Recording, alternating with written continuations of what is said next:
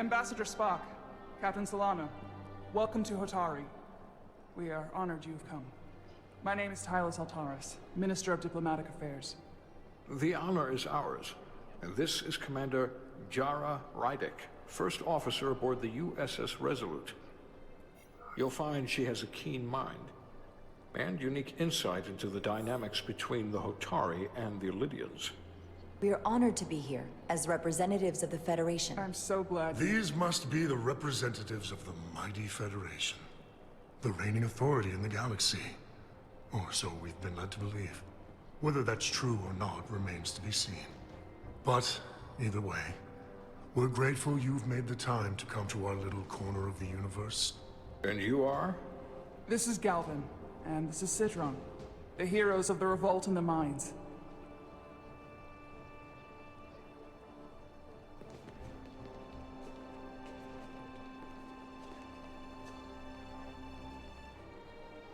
Let's hope this is the last time we ever have to come here. If you'll excuse me.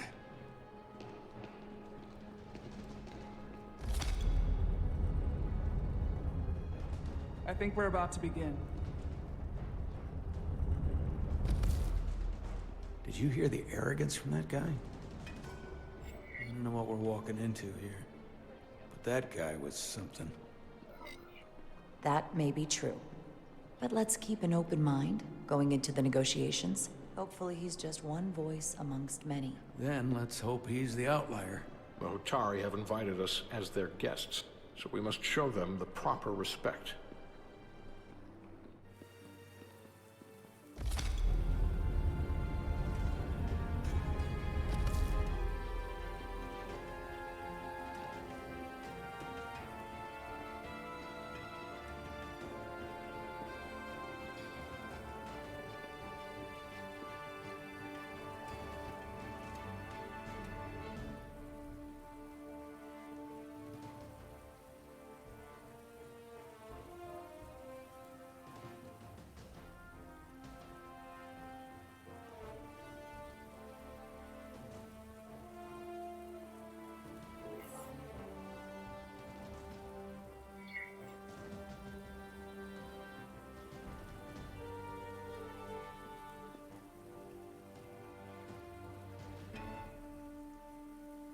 Ambassador Spock, welcome to Hotari Prime. The honor is mine, Your Majesty. That the Federation would send one of their most respected representatives is not only an honor to the Hotari people and their queen, but a recognition of our stature and importance. Let's get on with it, shall we? With all due respect to the Federation and their ambassador, they have no authority here. We are not members of their alliance. We are not subject to their rule, nor yours. We demand the immediate return of all mining operations to Lydian control, as it has been for centuries and will be for centuries more. That has always been our understanding. That understanding has changed. Then you invite war! And if you cannot remain silent, you will be silenced. But his point is well taken. What is the Federation's interest in this matter? Perhaps you would have us trade one oppressor for another? The Federation remains neutral. Our only interest is the peaceful resolution of this conflict. We are here at your request, Your Majesty. For now. I'm trying to keep an open mind here, but it's not easy. I thought they wanted us here. Was there something you wanted to say, Captain? Oh, no. My apologies. And what about the Kobliad? She's not part She of... can speak for herself, can't she? Then let her.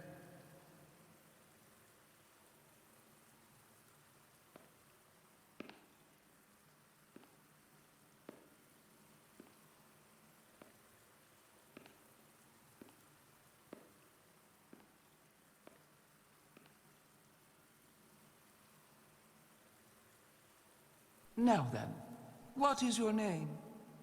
Commander Jara Rydick, Your Majesty.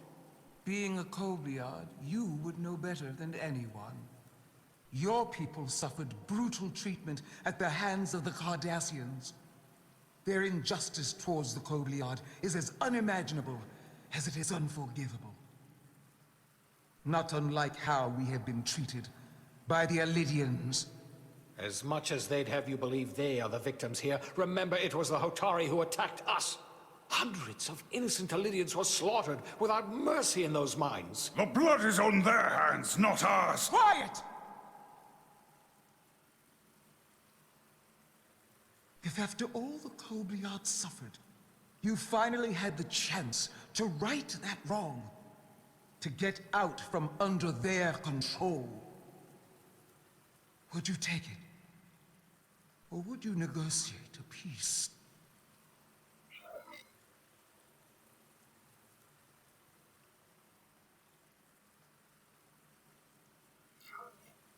If the opportunity presented itself, and I wish that it had, more than you can know, then I would right the wrong without hesitation. For the sake of the Kobliad, we suffered enough. Of course you would. It would be foolish to do otherwise. The Federation is the most powerful, most advanced alliance in the galaxy. It's widely known we have an abundance of dilithium in our mines. And it's in your interest to secure a steady supply. Your Majesty, if I may. Ambassador Spock would have us believe you're here as a neutral party in the interest of peace. So why are you really here?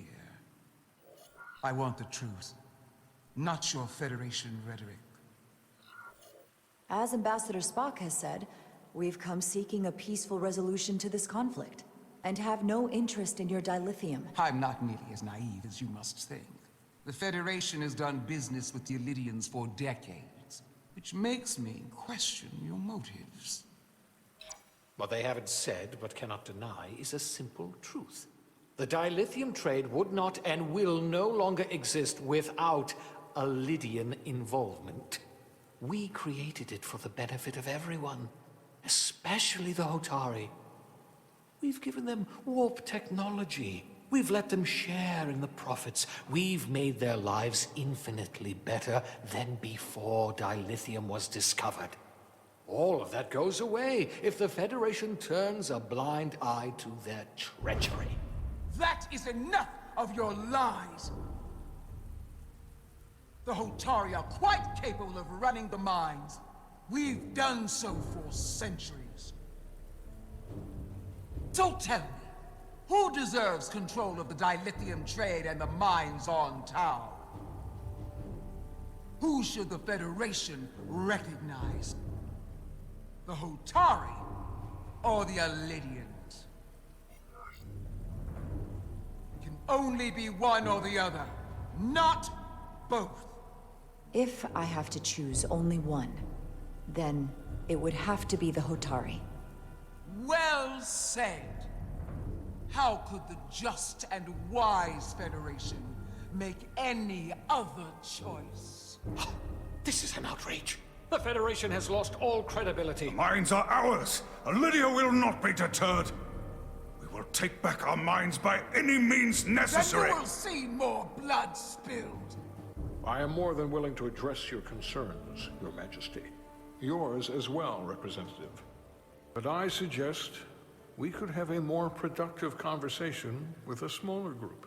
Perhaps only the most essential representatives.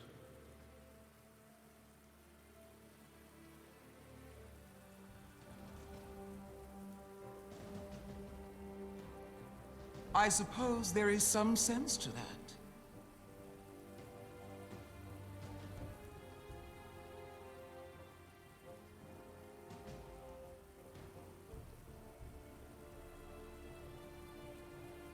I hope we meet again, Jara Ryder.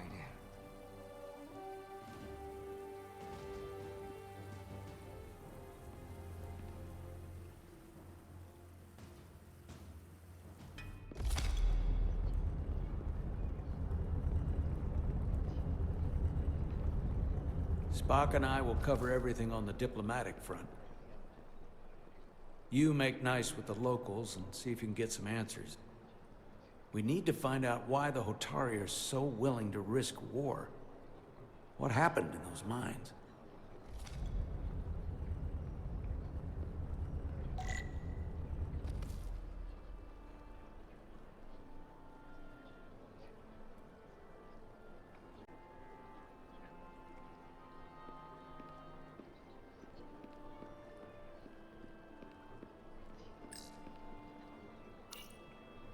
Commander, I'm glad you've chosen to side with the Hotari.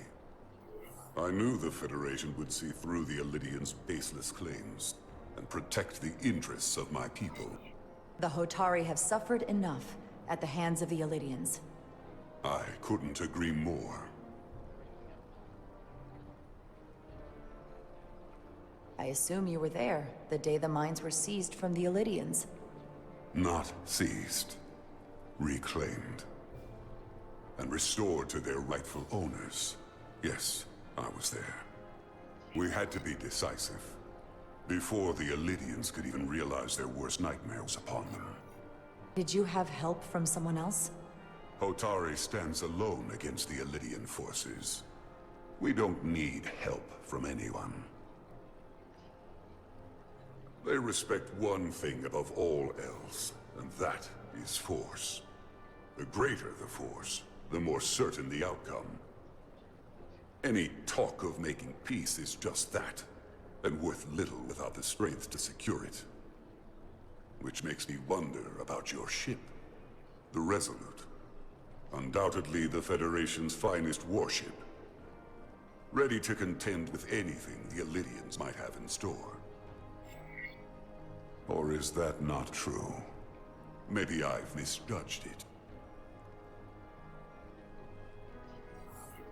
It wasn't designed as a warship. More for scientific research and exploration. But the Federation must have ships designed for war. Technically, they're Starfleet ships representing the Federation. But yes.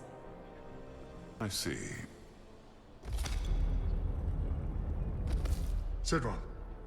A pleasure meeting you, Commander. I'm sure we'll cross paths again.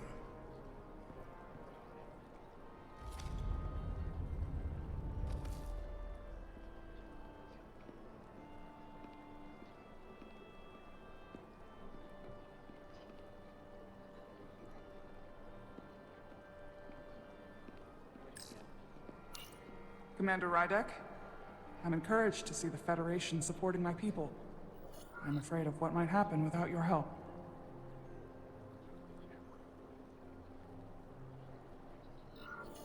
If anyone deserves thanks, it's Ambassador Spock.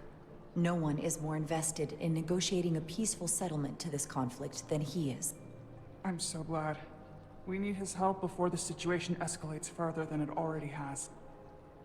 It's been very trying. I saw you speaking with Sidron, our national hero.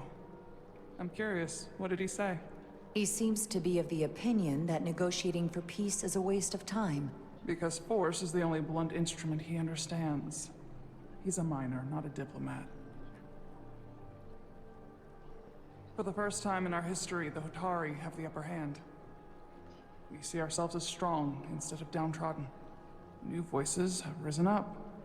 Old voices shouted down. Galvin and Sidron have become national heroes. Now, they have the Queen's ear.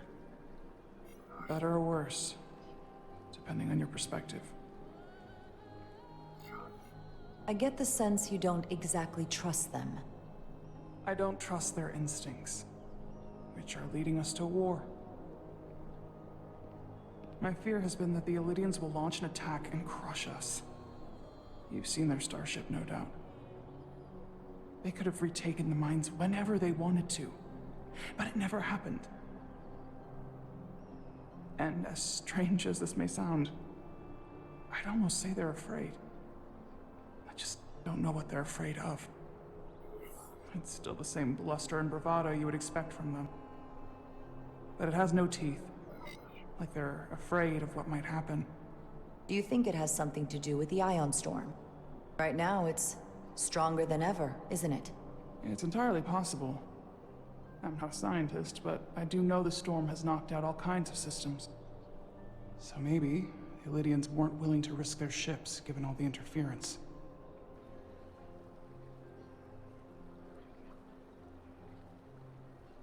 Since the day of the revolt, Galvin has seized control of the mines and restricted all access. No one's allowed without his personal authorization. And they've taken over a section of the palace with just as much secrecy and security. I'm told it could be something they brought back from the mines.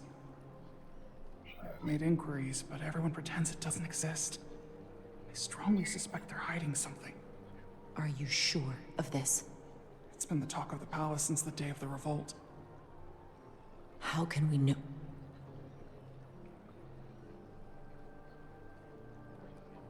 I'd better see what's happening. Do you think you can find out what they're hiding? I need to see proof of something before I can make my case to the Federation. I can try, but even if I found it, I might not know what to make of it. Take this. You can use it to capture whatever you find, and then send it to me.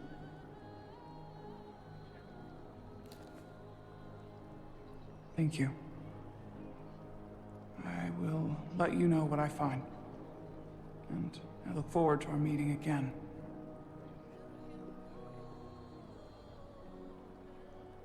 Sorry, I couldn't help but notice you were speaking with the Hotari this whole time.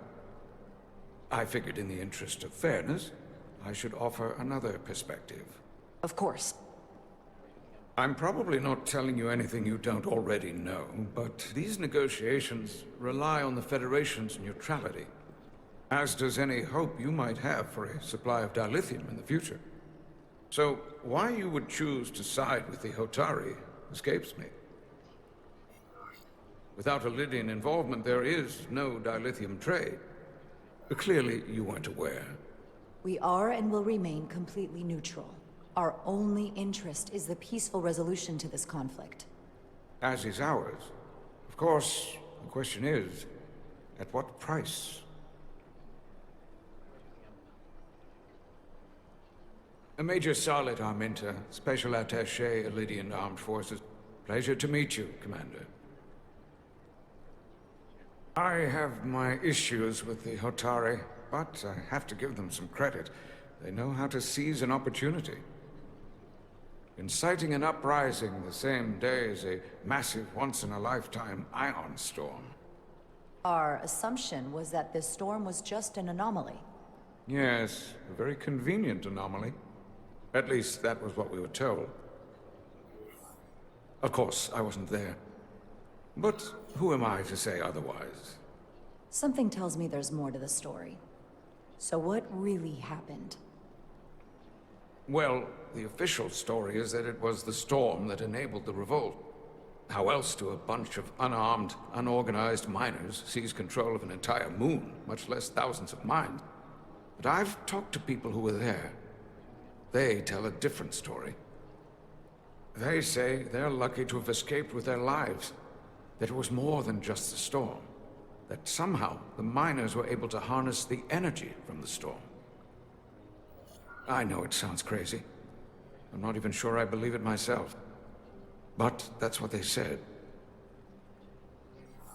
You just answered your own question. How do a group of miners do something that in theory can't be done? That's how. Harnessing the storm. But even if it's true, how does that even happen? You tell me. If you'll excuse me, Commander Ryder.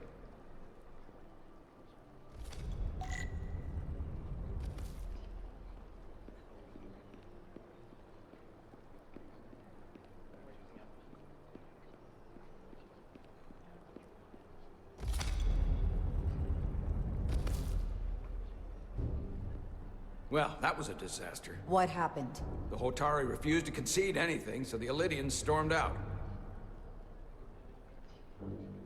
The Hotari did not invite us here as peacekeepers. I hope your efforts were more fruitful than ours.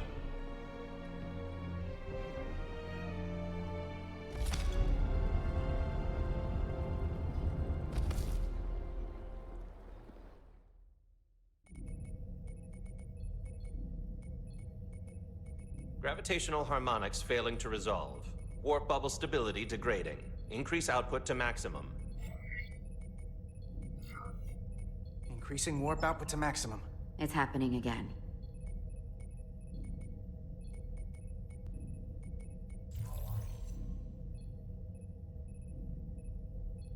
It is evident that presently, the Resolute cannot achieve warp propulsion. Since our diagnostics rule out any problems with our warp systems or anything about the ship, the problem appears to be the fabric of space itself. Space itself? You're saying something about this region of space prevents warp travel?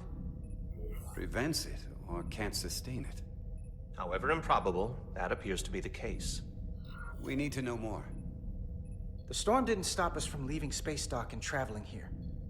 But could it still be causing this interference with warp travel? We must follow sound investigatory principles. Do not let an assumed conclusion drive your analysis. Sometimes we need a little inspired thinking, Mr. Chovak. Captain Solano is on his way back from the negotiations, and I want to have some answers for him when he gets here. Indeed. Given the facts at hand, we may be able to deploy subspace probes around the ship to construct a clearer picture of the phenomenon. Around the ship. I'll prep a shuttle.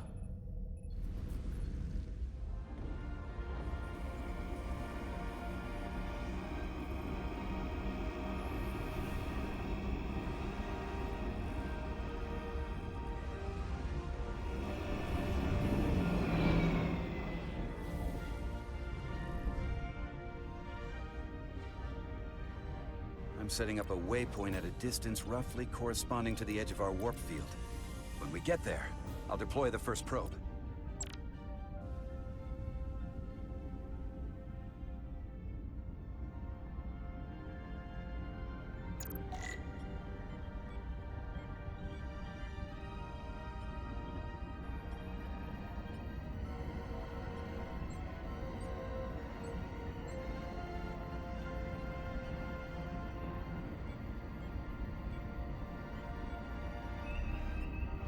Commander Westbrook, the Resolute systems are calibrated to receive the probe's readings.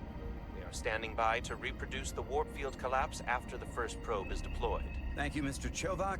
We'll be in position shortly. And, Mr. Diaz, do take care in piloting the shuttlecraft. Now is not the time to indulge in the human penchant for joyriding. Chovak probably isn't such a fun guy to work for, huh?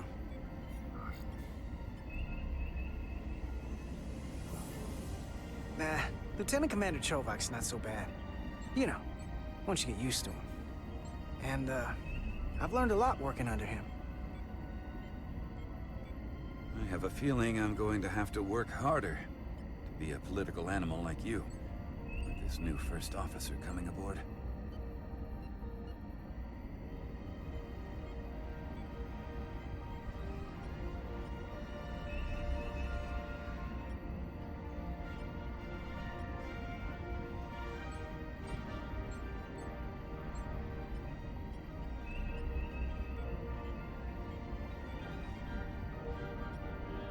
This is far enough.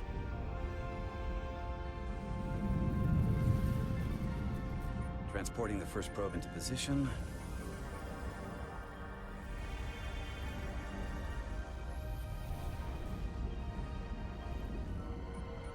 Westbrook here. The first probe is deployed. Understood. We are reading it. We are about to replay the simulation.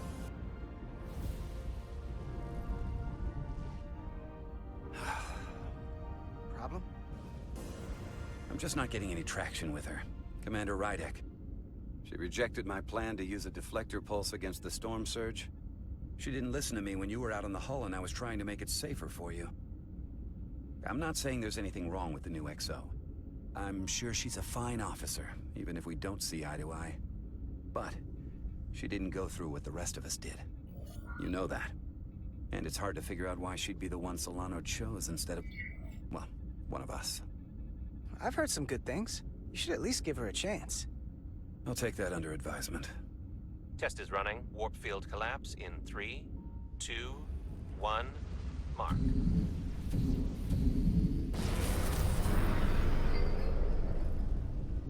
Whoa. All right, that is definitely a problem with the fabric of space. We need to get another probe out there.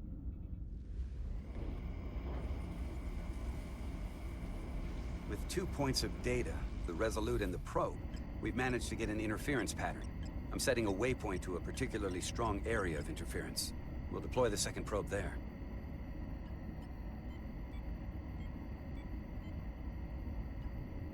Listen, I'm gonna give you a piece of advice I wish someone had given me. Make sure you're never just one thing. And don't get so focused on what's in front of your face that you lose sight of the big picture.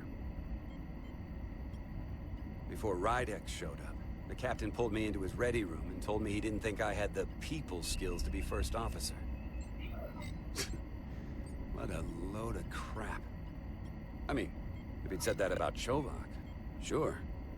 I appreciate the advice, Commander. I'll make sure I keep my options open. I don't need to tell you how to operate. You're already well on your way. You're a capable engineer. You're good in the field. Keep up the good work, and who knows? A solid jack of all departments like you could be Commander-in-Chief of Starfleet one day. Hell, Admiral Jellicoe started as a shuttle pilot. And there are places to go in the enlisted ranks, too. Of course, if you get an officer's commission, they'll put you on another ship. You know, I'd be the best leader Starfleet ever had. Lower decks always have to fix all the problems Command causes. Maybe I'd just save everybody some steps. Well, don't forget about us little people when you're running things. Of course not. You gotta remember where you came from.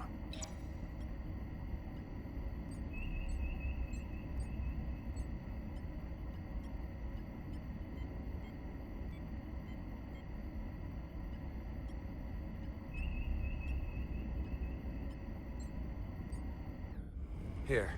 This is close enough. Stop the engines. Deploying the probe. Westbrook to Commander Chovak. We're ready for another sampling of data. Very good. Running the simulation again.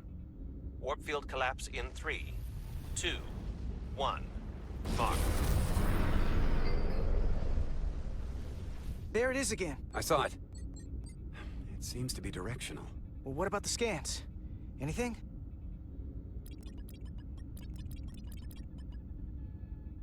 Here's the readings in relation to our local space. We've got the Resolute, Otari Prime, and the probes. All this interference is overloading the sensor buffers. We're gonna have to triangulate the sensors manually.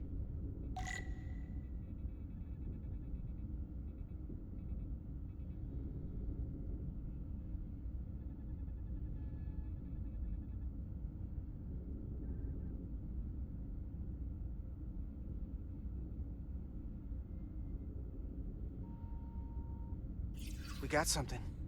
These markers indicate peaks in the gravimetric interference patterns. Let's see if I can find some more.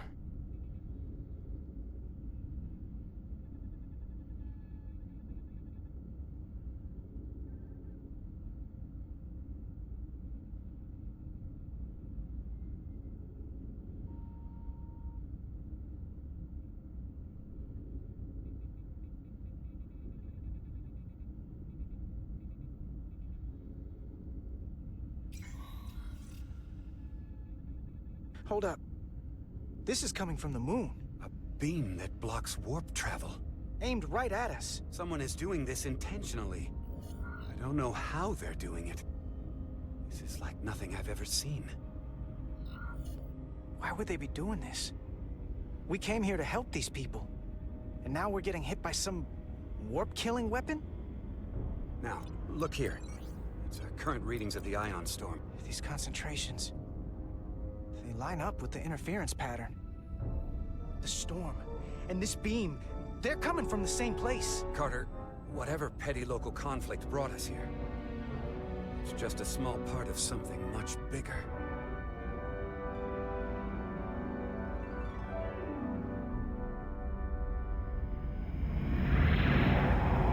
Presently, we don't have an explanation for how they're doing this.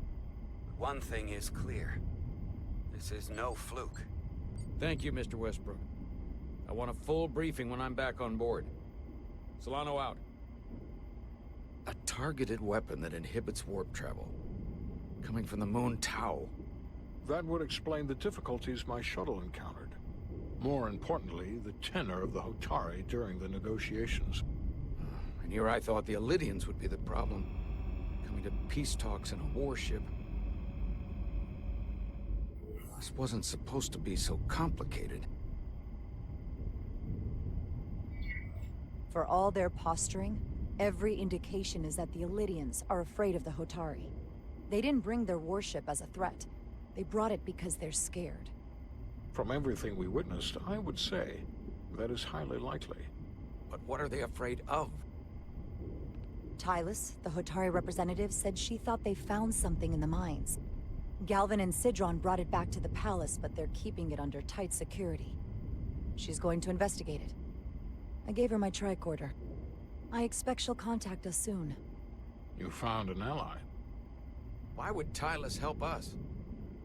Go behind her people's back? It's a fair question, considering. Out of all of them, she's the one who seemed to genuinely appreciate that the Federation was involved. She believes in us, and I think we can believe in her. That may be true. She's certainly more likely to help than the other Hotari we've met. That raises another question. Specifically, what do the other Hotari have to gain in bringing us here, only to make this hostile maneuver against us? There must be some motivation. Unless they changed their minds between when they asked and when we got here. Sidron was very curious when we spoke outside the Queen's chamber. He wanted to know all about us, our ship, the Federation. He wasn't giving any answers. He was looking for them. Well, I'm sure you didn't tell him too much. I don't think the Illidians know what's really down on that moon either. Major Armintas said the revolt defied explanation. That the Hotari miners somehow harnessed the energy of the storm. Harness the energy of the storm? Doing that is beyond even our capabilities. So is a weapon that disrupts warp travel. There have been civilizations and entities, both past and present, far more technologically advanced than the Federation. The Illidians and Hotari don't fall into that category.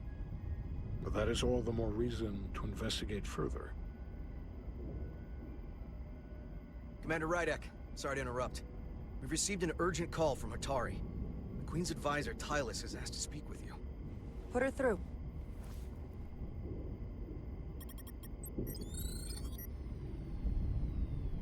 Galvin and Sidron are still with the Queen. I've enlisted help to gain access to the room they have under guard. I don't have much time. I'm not supposed to leave my post. It's only for a moment. I so appreciate your help.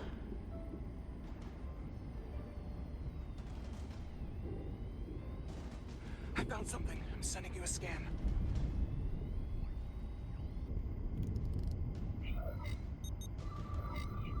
Got it. Tylus, if we needed to gain access to the mines on Tau, is that something you could help us with? I suppose it wouldn't be easy, but I have to go. Tylus. Can we reconnect? Sorry, Captain. We've lost all contact. We can only hope she escaped without harm. It was hard to tell.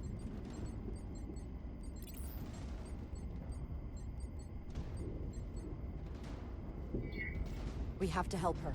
Send another shuttle. We're Or not maybe... doing anything yet. Not until we know more. Let's see the scan of whatever the hell that was.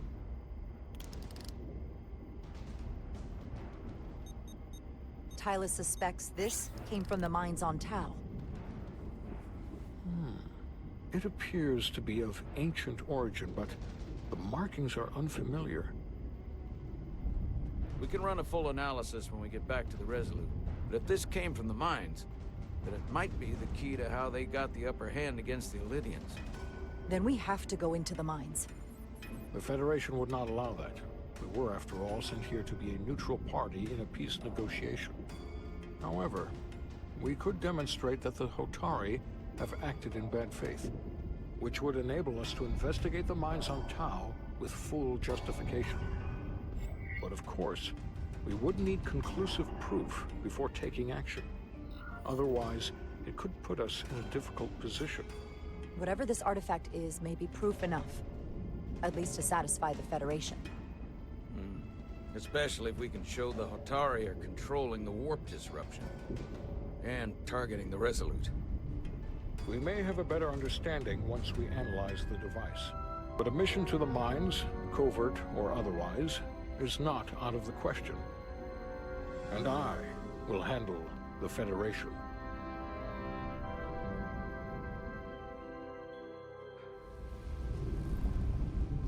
As I was telling Carter, I want all the data I can get on this warp problem. And the negotiating team's shuttle has been recording data all the way back from Hotari. Even better than our probes. So pull the sensor and engine ISOs from the Melville when it sets down. Will do. I'll join you and Chovak down in engineering to run another analysis after the briefing.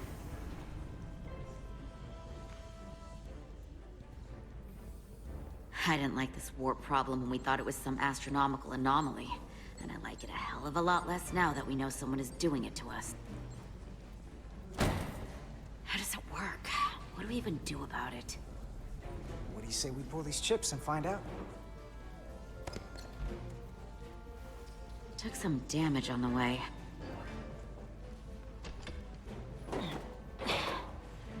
That ionic interference scored the hull plating. Might be some micro welds. Let's try pulling together. All right. 3, 2, 1. It won't budge. Gotta be the storm damage. We need to... Welcome back. Any excitement down on the surface? Excitement? No. Nothing like that. Hey, can you hand me the EJ7 interlock? From the toolbox. I don't know what that is. Not much use for one on a security detail, huh? Carter? Yeah, I'll get it.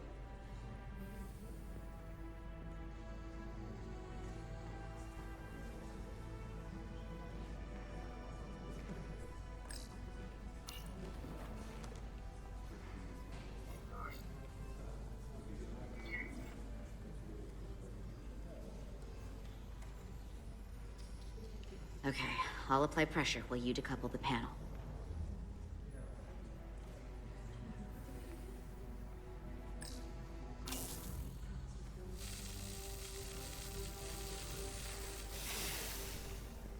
Here, I'll help.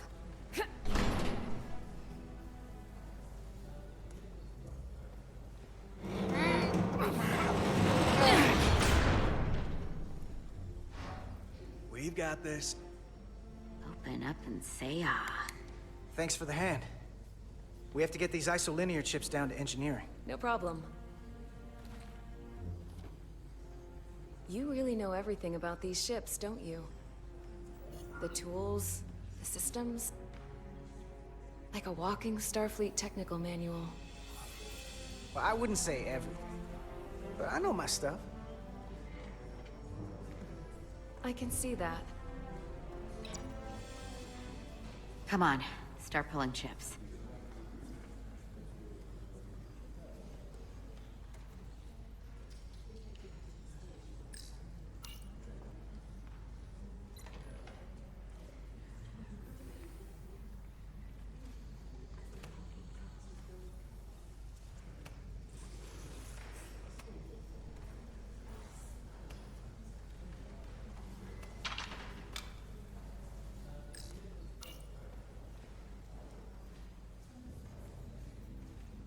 What's this?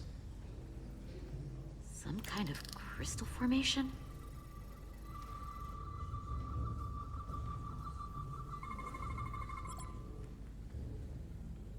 Whoa. This substance is a quantized spin crystallization of hydrogen, carbon, and lithium. It's emitting tetrametric pulses at an interval of 3.8422 seconds. Quantized crystallization isn't natural. I mean, it's only theoretical as a means to engineer matter on a subatomic level. What's it doing in there?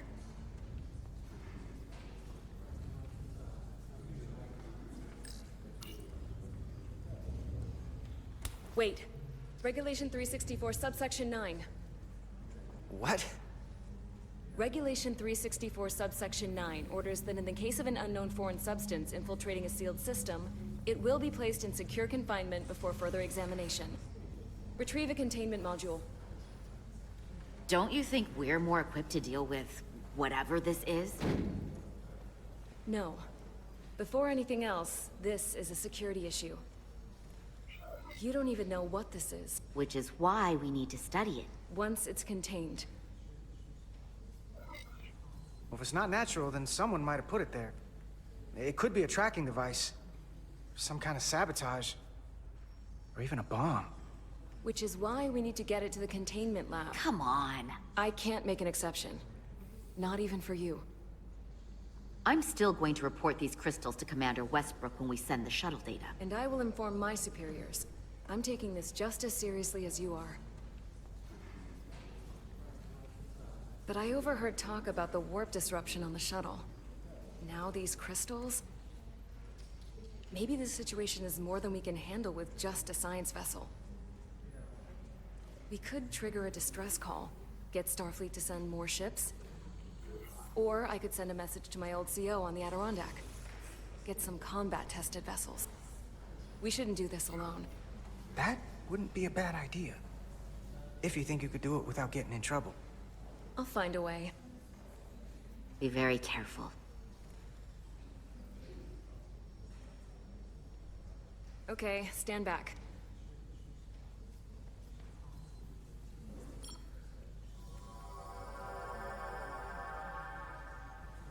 Get this to the containment lab. We'll get it set up for you. I'll let you know when it's safely confined. Oh, we'll be there. Last thing you want is to study this down in main engineering and have it explode next to the warp core.